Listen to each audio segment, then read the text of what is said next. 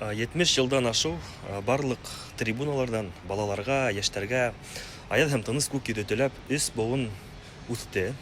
Һәм ниһаят 70 жылдан һуң агылы-кустылы халыктар арасында бола кордылар.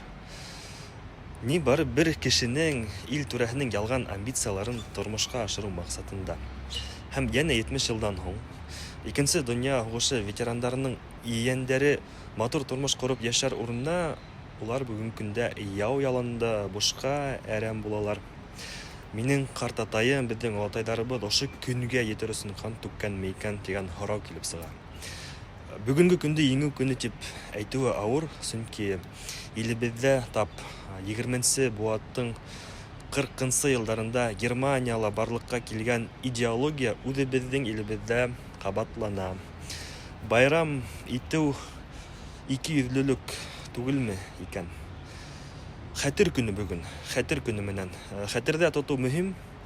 Бу көн тап кеше тарафынан барлыкка килгән ошо фаҗигаләрне кабатлау өчен булдырылмаган, янә инде киләсәк буын фәтва алган өчен кирәк.